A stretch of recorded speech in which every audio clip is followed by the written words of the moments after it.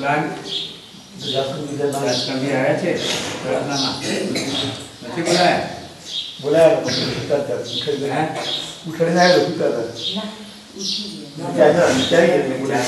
આપણે કહેવાનું કે આ તમારું કરો અહીંયા તમારું આ જાદુનો ગેસ પ્લાન્ટની આખી ડોમ થઈ જાય, આ પેલી પાઇપલાઇન થઈ જાય, દરેક રૂમોમાંથી જે જાય છે રાત્રે વિદ્યાર્થીઓને પેશાબ કે જાદુ જેવું બહાર ન જવું કરે એટલા માટે એ પાઇપલાઇન એમાં ગેસ પ્લાન્ટમાં થઈ જાય, આખું કામ એ કરી આપે. પછી અહીંયા મહેમાનો માટેના રીતે ઊભા જાય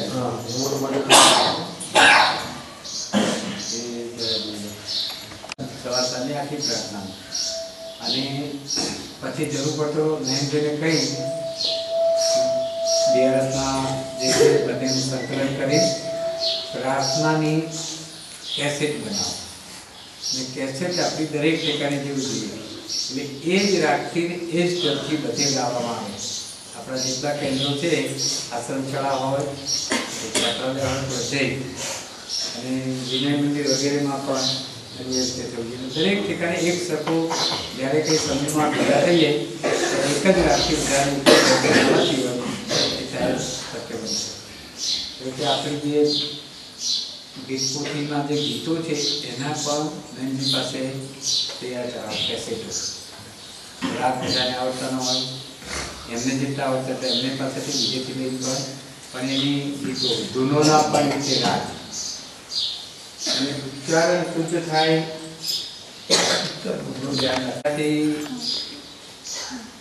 સંપર્ક બધી શાળાઓમાં આ બધું ગામે ગામના શાળાઓના આચાર્યોના નામ, શિક્ષકોના નામ, હાઈસ્કૂલોના આચાર્યના નામ, હાઈસ્કૂલના શિક્ષકોના નામ, સરપંચનું નામ, સોસાયટીનું નામ, દૂધ મંડળીઓ તો દૂધ મંડળી, સેવા મંડળી, બીજા ગામોના આગેવાનોના નામ, આદિવાસી હોય કે બીજા હોય આખા બધા બંને તાલુકાના તૈયાર કરી નાખે હા આવે એના પહેલાં એટલે એમની હાથે પણ એ દરમિયાન લેતો કે મિટિંગો બધું કરવાનું મહેમાનો વગેરે પણ અત્યારથી નક્કી કરીને એક સરસ મેળો થાય. પછી રેટીઓ કાઢવાનો કોને કોને આવડે છે એ તો હશે છે ક્યાં કંઈ અહીંયા બધા જ વિદ્યાર્થીઓને સમૂહ કાંકરણ જ્યારે થાય આથી ફેબ્રુઆરીએ ત્યારે બધાને જ કાંકરણ બહારથી આવનાર તો કાંકશે જ પણ આપણા બધા ગાંધીજીનો રેટીઓ તો જ્યાં સૌથી વધારે પ્રિય હોય અથવા તો ગમતું હોય કે આ કેન્દ્ર છે સરળ પાણી. સરળ પાણી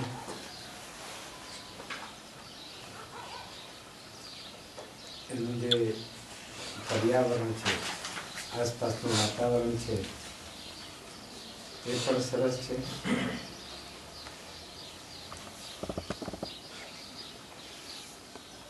પહાડો વચ્ચે, ડુંગરો વચ્ચે ખૂબ સારું એનું સિચ્યુએશન છે. બીજી બધી રીતે પણ લોકોની દ્રષ્ટિએ બધી રીતે સરસ. આ શરૂ કર્યું ત્યારે પણ એના આદિવાસી ભાઈઓ, રબારી ભાઈઓ ખૂબ મહેનત કરેલી, મદદ કરેલી, કશું જ નહોતું. પછી એક કેવડીનું ઝાડ છે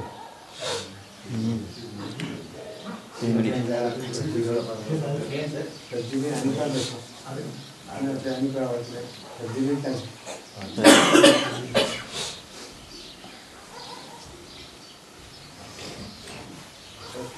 પિલરની આગળ જવાનું એ વખતના આસપાસના આદિવાસી ભાઈઓએ, રબારી ભાઈઓએ ખૂબ મદદ કરેલી. મકાન નહોતા, કશું નહોતું. જ્યારે આ પસંદ કરવાની વાત હતી આશ્રમશાળા વિસ્તારમાં ત્યારે પહેલાં પાંડલિયા નક્કી વિચારેલું.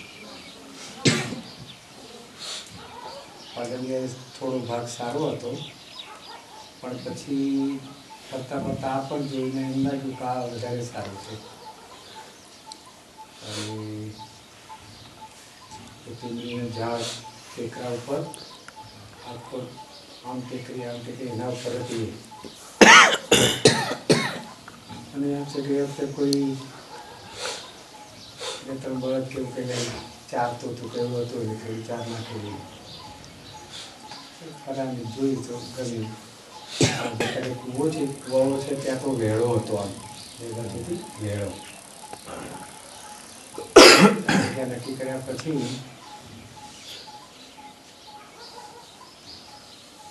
માટીના ભેડા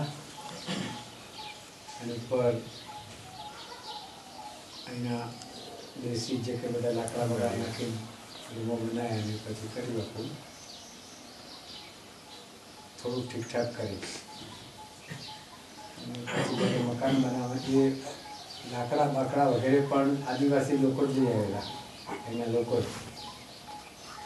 જંગલમાંથી સૂકા લઈ આવી કાપી અને નળિયા પણ એમના સરસ આખું ઊભું કરી નાખ્યું.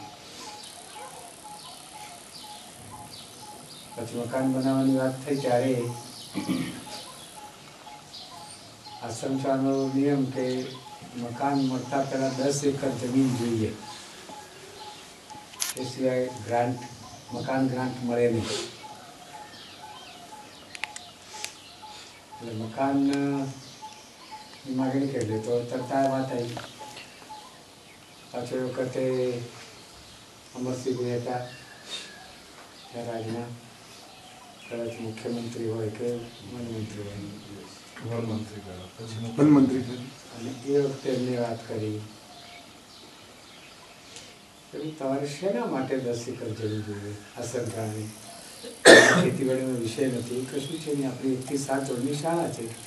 આ તો જે તે સરકાર મુંબઈ રાજ વખતે એ એટલા માટે આગ્રહ હતો કે સંસ્થાને શાકભાજી અથવા તો બીજી રીતે આવક થાય સ્વાવલંબી થઈ શકે એટલા માટે. પણ 10 એકર હોવી જોઈએ શેના માટે? પાછા તો વિસ્તાર એવો કે કાયદો એવો હતો કે જંગલની જમીન આ તો બધી અહીંયા ગૌચરની જમીન હોતી નથી. લગભગ આદિવાસીઓને જમીન વેચવાનો અધિકાર નથી, એટલે જમીનો તો મળે જ નહીં. એટલે પછી એ વખતે 3 એકર કરાવી. આદિવાસી વિસ્તારમાં 3 એકર અને બીજે 5 એકર એ ધોરણ નક્કી કરાયા. અને પણ 3 એકર નહોતી. પછી અહીંયા એક ભગત હતો, ભગતની જમીન એને આપી, એટલો જ હતો. તમે જોયું ને ધનમ? હા, ધન ભગત એને આપી, લખી આપી. પાછી એની પરવાનગી માંગી. પરવાનગી મળ્યા પછી આપણે આ શરૂ કર્યું. ટ્રેક્ટર 2 ટ્રેક્ટરોને બધા મંડી પડ્યા. એના મોટા ટાયરો ઘસાઈ ગયા. કાંકરીને આ બધું ઉતારતા કાંકરી નીકળ્યા જ કરે. પૂરીને આ બધું પૂર્યું. દુષ્કાળ એવામાં કંઈ થયો ને પછી વાડે પડી ગયો. અને વાડામાં પેલા ઢોરને આદિવાસી બધા દબાવ્યું.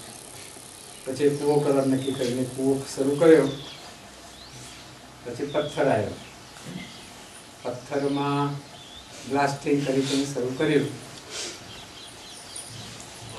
પછી થાકી ગયા. લાંબે સુધી બ્લાસ્ટિંગ કરી પછી પાણી તો આવે જ નહીં, પાણી આવે જ નહીં.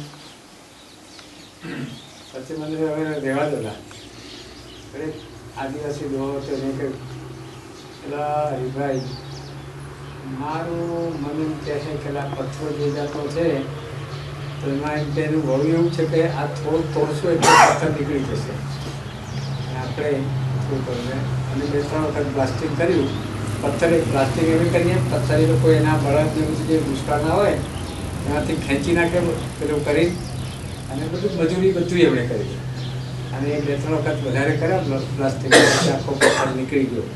અને હવે કૂવામાં એકલી કાંકરી અને રેતી સરસ આખું થઈ ગયું. અને બહુ સારું થઈ ગયું. કૂવો આપણો સારો બની ગયો. અત્યારે પણ ઊંડો કરવો ત્યારે કાંકરી રેતી જ નીકળે, બીજું કંઈ ના નીકળે. પણ અત્યાર સુધી પાણી હાવ કર્યું ખાલી દુષ્કાળમાં આપણે ખૂટ્યું નથી. ના, આપણે બીજે નથી. અને પહેલાં તો પાણી લગભગ બહુ 24 અને વરસાદ આવે ત્યારે